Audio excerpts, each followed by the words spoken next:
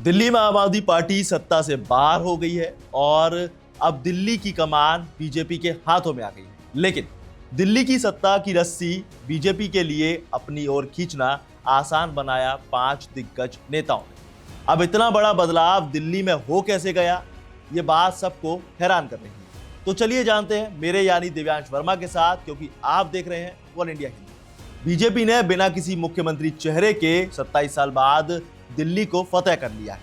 दिल्ली की सत्ता में बीजेपी की वापसी को जहां ब्रांड मोदी इफेक्ट माना जा रहा है, तो वहीं 5 ऐसे नेता भी हैं जिन्होंने पर्दे के पीछे रहकर पार्टी की बैकबोन होने का काम किया है। बिना किसी आहट के पिछले 4 महीने से दिल्ली के मैदान में ये नेता डटे हुए थे और अब इन नेताओं ने जहां पर्दे के पीछे से आम आदमी पार्टी के नैरेटिव को खत्म कर दिया है, वहीं खुद के नैरेटिव सेट करने के लिए डोर टू डोर कैंपेन पर काफी ज्यादा फोकस किया। एक तरफ इन्होंने पार्टी की साख बनाने के लिए बीजेपी के नेताओं ने दिल्ली में काम किया, वहीं आम आदमी पार्टी में सेंध भी इन्हीं नेताओं ने लगाई। अब बीजेपी की जीत के बाद इन नेताओं की सियासी गलियारों में खूब चर्चा हो रही है। तो अब ऐसे में बड़ा सवाल यह आता है कि आखिर वो नेता है कौन से, जिन्होंने दिल्ली में आम आदमी पार्टी की सियासी गलियों का रास्ता ही ब्लॉक कर दिया। इसमें बीजेपी के पहले नेता हैं बैजयंत पांडा। अक्टूबर 2024 में बैजयंत पांडा को दिल्ली चुनाव का प्रभारी बनाया गया था। पांडा इसके बाद पर्दे के पीछे से जीत की किताब लिख रहे थे। टिकट बंटने के बाद पार्टी में मची भगदड़ को जहां पांडा रोकने में कामयाब रहे, वहीं आप के विधायकों को भी ऐन वक्त पर इन्होंने तोड़ दिया, मतलब खुद के साथ कर लिया। पांडा पिछले चुनाव में भी दिल्ली के प्रभारी थे, लेकिन इसके बाद उनकी यहां से ड्यूटी हटाकर यूपी में लगा दी गई। पांडा एक वक्त में उड़ीसा के नवीन पटनायक के करीबी माने जाते थे। ये पटनायक के उत्तराधिकारी भी थे, हालांकि बाद में अलग हो गए। भाई पांडा बीजेपी के लिए टॉप लीडर माने जाते हैं। पांडा ने अपने पुराने एक्सपीरियंस के दम पर ही बूथ मैनेजमेंट का काम संभाल लिया और इसमें सफल भी हुए। वहीं उन सीटों पर ज्यादा फोकस किया जहां बीजेपी जीत चुकी थी। इसके बाद अगला नाम है अनुराग ठाकुर का। पूर्व केंद्रीय मंत्री अनुराग ठाकुर ने भी पर्दे के पीछे से बीजेपी की जीत में अहम भूमिका निभाई। मुस्लिम प्रभाव वाली सीटों पर अनुराग की ड्यूटी लगाई गई थी। अनुराग के जिम्मे करावल नगर, मुस्तफाबाद और आदर्श नगर की सीटों की रणनीति तैयार करना था। वहीं Anurag Thakur door to door के जरिए भी हिंदू वोटरों को साध रहे थे।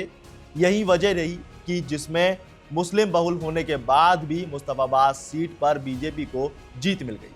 अनुराग ठाकुर बीजेपी हाईकमान के करीबी माने जाते हैं। पूर्व केंद्रीय मंत्री, हिमाचल से आते हैं और हमीरपुर सीट से सांसद। और अब बारी बीजेपी के उस नेता की जिन्हें बड़बुला होने का किंग कहा जाता है। जी हाँ, ये नाम है रामवीर बिधूड़ी का। दक्षिणी दिल्ली के सांसद रामवीर सिंह बिधूड़ी को बीजेपी का मैनिफेस्टो तैयार करने का काम सौंपा गया था। बिधूड़ी की टीम ने इस मैनिफेस्टो को बनाने के लिए आम नागरिकों की सलाह ली। इसका नतीजा ये हुआ कि आम आदमी पार्टी की मुफ्त रेवड़ी की गूंज दिल्ली में खत्म हो गई। बीजेपी ने अपने मैनिफेस्टो में महिलाओं को 2500 रुपए देने का वादा किया है। इसके अलावा पार्टी ने झुग्गी झोपड़ी को नियमित करने के साथ ही कई बड़े वादे भी किए। हालांकि बिधूड़ी दिल्ली की ही राजनीति करते रहे हैं। बदरपुर सीट से विधायक रह चुके हैं। 2020 में बीजेपी ने बिधूड़ी को नेता प्रतिपक्ष नियुक्त किया था। और अब नाम है रिंकिया के पापा यानी मनोज तिवारी का। नॉर्थ ईस्ट दिल्ली से सांसद मनोज तिवारी ने भी बीजेपी की जीत में बड़ी भूमिका निभाई है। मनोज तिवारी ने जहां पार्टी के लिए कैंपेन सॉन्ग तैयार किया है, वहीं बड़े मामलों में तुरंत डैमेज कंट्रोल के लिए भी आगे आए। मनोज तिवारी दिल्ली बीजेपी के पूर्व अध्यक्ष भी रहे हैं। मनोज जिस लोकसभा से आते हैं वहां भी बीजेपी का स्कोर बढ़ा है। बीजेपी ने इस बार तिवारी के नॉर्थ ईस्ट दिल्ली की 5 सीटों पर जीत हासिल की है। पिछली बार इस लोकसभा की सिर्फ 2 विधायक सीटों पर बीजेपी को जीत मिली थी। बता दें कि मनोज तिवारी पहली बार 2014 में सांसद चुने गए थे। तिवारी ने राजनीतिक करियर की शुरुआत समाजवादी पार्टी से की थी। वो गोरखपुर से भी चुनाव लड़ चुके हैं। और अब अगला और आखिरी नाम है अतुल गर्ग का। गाजियाबाद से बीजेपी के सांसद अतुल गर्ग दिल्ली चुनाव में सह प्रभारी थे।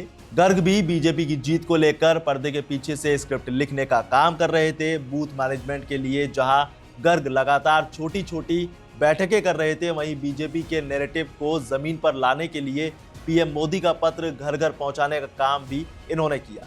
गर्ग गाजियाबाद से राजनीति करते हैं, जो दिल्ली एनसीआर का बड़ा हिस्सा है और ये सांसद बनने से पहले यहां से विधायक भी रहे।